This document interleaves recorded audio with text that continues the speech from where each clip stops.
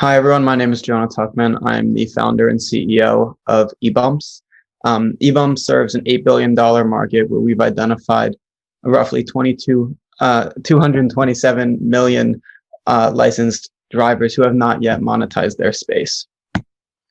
When we were founding this company, we initially identified a problem with the non-liquid and current advertising space that we see a difficulty to track a return on investment, a lacking liquidity in these advertising campaigns, and for the general person, a difficulty to monetize their personal space. From there, we built out a solution.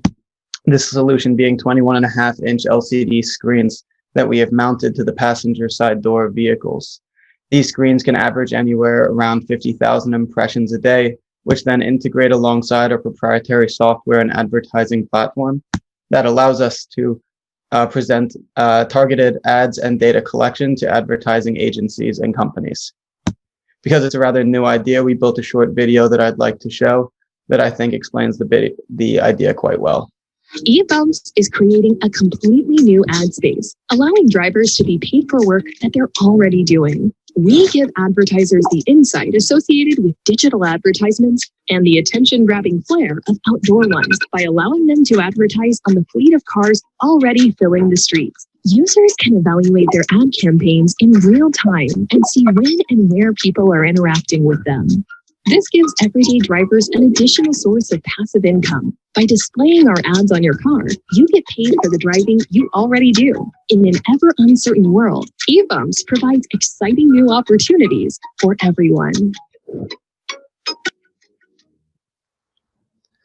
We've identified the market size to be roughly $260 billion in terms of US advertising annual spending, and 8.6 billion of this being spent on outdoor advertising alone, with $181 million being spent on digital out-of-home programmatic advertising, even with it being such a new field.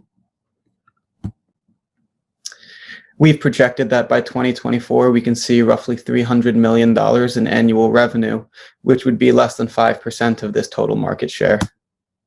Our business model is based on the selling of impressions, and we're selling viewable CPMs, in which we use our advertising platform to collect impressions as they drive through the streets of whatever city they may be in. And we then sell these impressions to advertisers and then compensate our drivers for the driving that they do. As of now, we filed a provisional patent, and we've made strategic manufacturing partnerships with manufacturing firms such as AUO, a Taiwanese LCD manufacturer who also works with companies like Samsung, and Tech Global, a Chicago-based system integration company who does the integration for companies like 3M, Motorola, and Delta. The competition in the space right now are companies like Grabbit, Firefly, and Halo, all of these being large and bulky permanent fixtures which require professional installation. Our systems are different as their low-cost LCD screens can be easily installed without any professional installation, and their lacking being a permanent fixture allows for the non-professional driver to have use with the advertising business. We also provide advertisers with data collection and location targeting in the outdoor space, which is currently unseen. Our go-to-market plan for the drivers is originally with New York City taxis, and then additional drivers through guerrilla sales and marketing campaigns, and then SEO optimization through our marketing firm. As I say, we're originally launching in New York City, but from there we're planning to launch in cities such as Seattle, Vegas, Austin, Chicago, Boston, United States, and then more so nationally and then globally. We've partnered with a firm, Marketing 360, who's taking the lead on our marketing force. They also work with companies like the Denver Broncos. And we've recently partnered with a company called ViStar Media, who's a programmatic advertising company who will be adding advertisements onto our screens once they're market ready. For the agencies, we are originally speaking to agencies through in-house and out-of-house sales teams, and we're using our marketing firm to lead that charge as well alongside sales teams that we have built. Our founding team is myself as CEO, Cole Johnson as the Director of Business Development, and Corin Rose as our Chief Technology Officer. We're looking to raise $2 million, in which this capital will go towards additional hardware cost to grow us from 25 screens to roughly 1,600 screens by the end of the year. or by the end of next year. And additionally, we have work that we'd like to do in the sales and marketing side, and then with further engineering purposes. And before I end, I'd like to show a quick video of the screens in their system.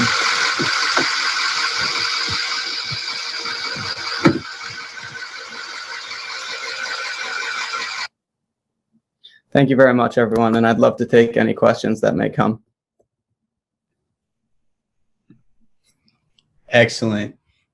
Thank you so much, Jonah. As we're waiting for some questions to come in, I just encourage you to type your questions in. They can be typed in anonymously. Your questions can also be typed in with your name if you prefer us to give a shout out as to who's asking the question. I feel like anonymous is definitely a good way to go. So if you will present your questions to Jonah or eBumps, something that they can answer about their company or about the presentation they gave today.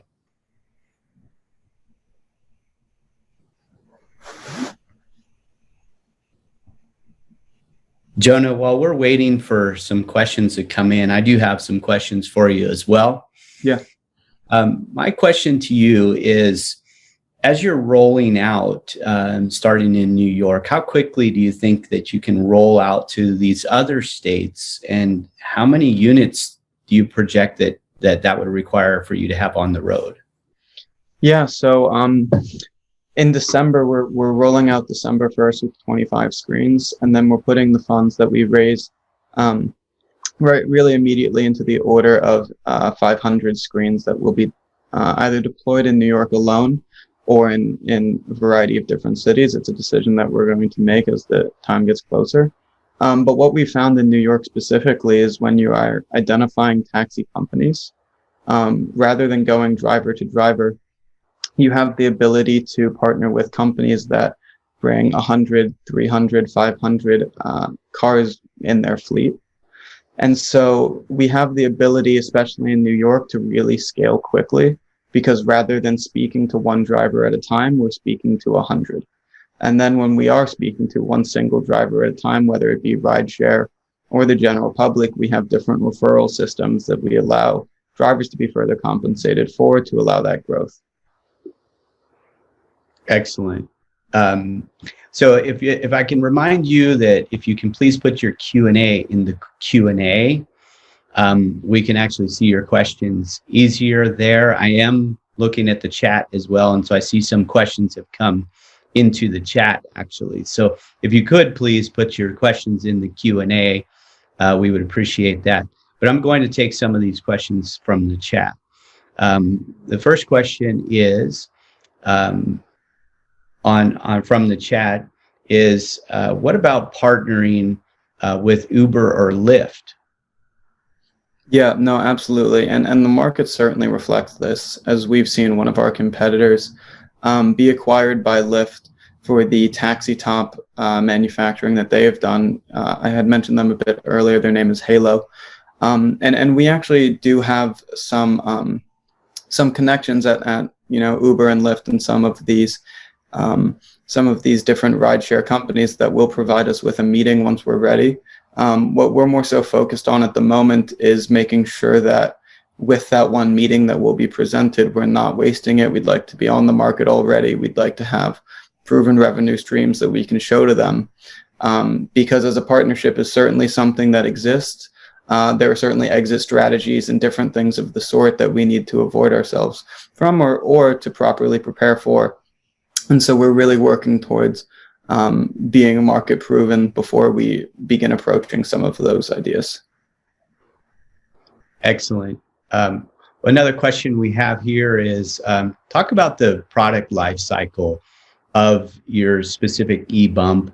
And this is a multi-part question. So talk about the product life cycle. In other words, how long does it take to produce, and how long will you plan for it to last? And is it weatherproof? Snow, rain, sun? So can you talk about that? Yeah, so to begin with, they are weatherproofed. They've been very, very heavily tested by our manufacturing firm. So they are certainly weatherproofed, whether that be for glare or for the bumping that a car does while it dries and things like that. It's vibration tested. It's certainly ready for all of those things. And so the life cycle of one is projected to be about a year and a half to 5 years. And it's something that proves well because we hope that a driver has it as long as they possibly can. We don't think that there's an overly high chance of stealing or robbing because they are locked in. It's rather hard to take it off if you are not the driver. If you don't know how to do it, if you don't have the small bolt key, it'll be really hard for you. If you're the driver, it's a really seamless thing to do. But for anyone else, it's a rather difficult thing. And so we think that the life cycle will be fairly long, but similarly, we understand that the cost to make one of these screens, and then you add on the acquisition of a customer and things of that sort. At current CPM levels, if we reach our average impression value, we'll make that in a day or two. And so we do understand that the screens are important. We don't have a business without the screens, but the value is the system that we've then created. And so as important as the life cycle is, and we're doing everything we can to extend that life cycle as best as we can, we understand that the screens are really just a mechanism to the software that we've created. Excellent. So we have some other questions on that. I'm not able to get to all of those multi-part questions. So we will address some additional questions here so that we can help some of the other audience members that had some questions. The next question comes from the audience. The screens with their size on the vehicle there, they seem a little small. Is it able that can you actually make them bigger? Yeah. Talk about the sizing. Yeah, sorry to cut you off. No, absolutely we can. We think that we're going to have a variety of different models. We've, since the beginning have had models drawn out where there are solar panels on top and they charge themselves rather than plugging into the cigarette lighter. All of these things are certainly things that we will be doing down the line. I read a really great quote by I think it was the founder of LinkedIn, where he had essentially said, if you are not embarrassed of the first product that you put out to market, you went to market too late. And so I'm not embarrassed of our screens. I think that they're fantastic, but I also do think in 5 years, when we look back at what we put on the market, they will be very, very different and, certainly more modernized and they will be better in 5 years is what I'm saying, essentially. So yes, there will be bigger screens. There will be all sorts of things. Excellent. It is important to go to market rather than overdevelop a product just to continue to move forward and go to market and get marketplace acceptance and proof of concept. A lot of companies do make mistakes of overdeveloping before they decide to go to market. And what you're doing is already getting that marketplace acceptance, and you've already shown this to these contractors as well. I imagine you've also shown this particular model to ViStar Media, and they've accepted this as an acceptable model. Yeah, they absolutely have. So we have another anonymous question here. That it has to plug into the cigarette lighter. Does that mean that if you install one, it would require any type of hand drilling through a door or a panel? Nope. We've seen systems. Actually, there was another company maybe 5 years ago that built essentially electric bumper stickers. So they were much smaller and they were on the tail light. They were called tail light. And they just showed pretty pictures. And so they built a model that does something similar, and it's really a small cord, so it can just tuck under the door as it's closing. And that's actually one of the selling points of us against our competitors is that when you are putting a halo on your car or something of the sort, there's a professional team coming in, drilling into your car, whether it be the roof rack or what have you. There's something lasting on your car that you can't take off. When our screens do, we have a 3-inch by 3-inch little metal slate that's maybe 1/4 of an inch deep that you put onto your car with an adhesive. It comes with the proper anti-adhesive glue to get that off, so there will never be a lasting mark. And at that point, it just slips on and slips off, so that we're not having our users comply to a long-term decision to really drill something in. When you have a halo on your car, you can't get into a garage, you can't go into a car wash, you can't do many things. And so we want to avoid that long-term commitment and allow someone to advertise as they please. Yes.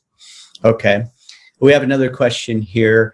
When the car is driving, do you see the advertising when the car is driving, or only when it stops at traffic lights or when it's driving slowly? No, you see it all of the time, but you'll see different value. And so when you're in a city, of course, the value will be pretty constant as you go because you're not actually reaching a very fast speed.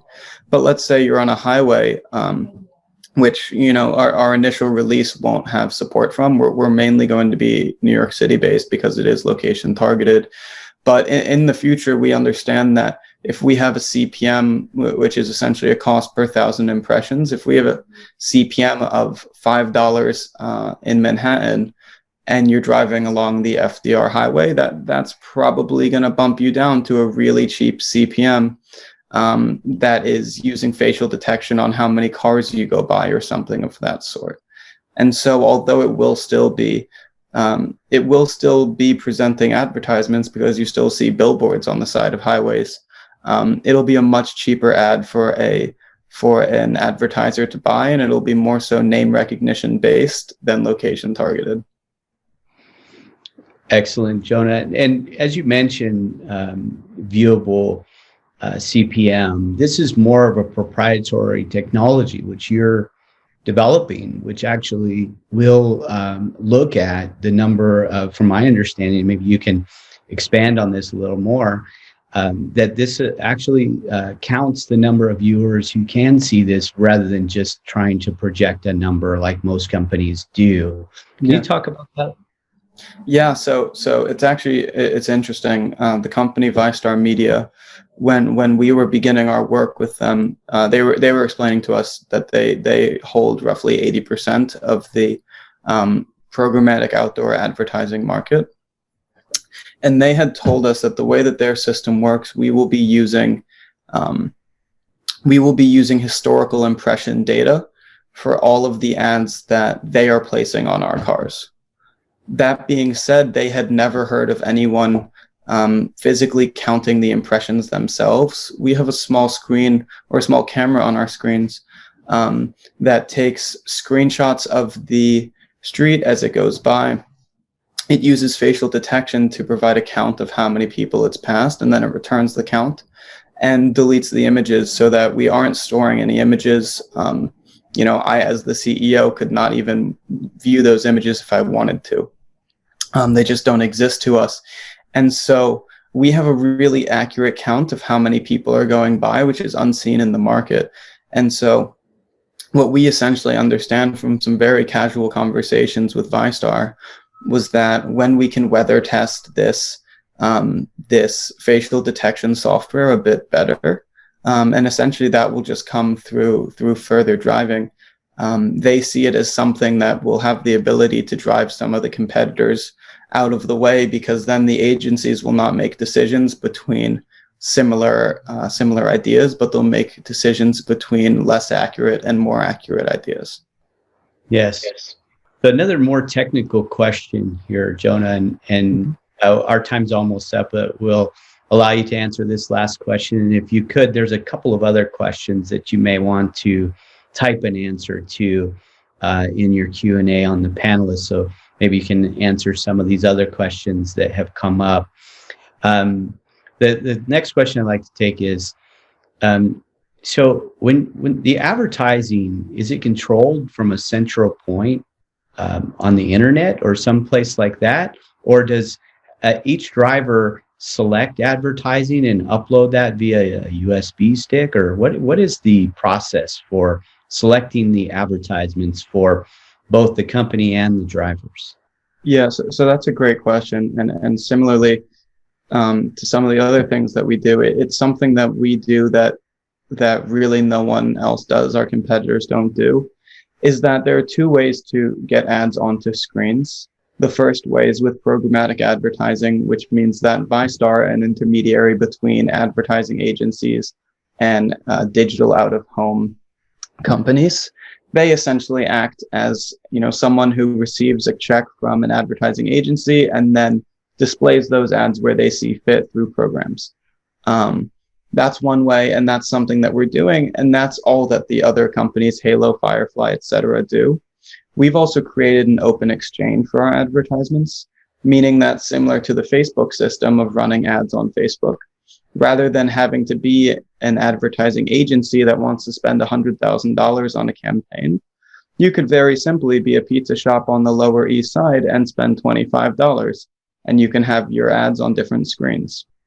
And so what we do is we have our ad server that sits, it's not on a thumb drive or anything of the sort, but we have our server that then connects to our mobile app that is what the drivers use as their middle point and essentially mirrors itself onto the screen.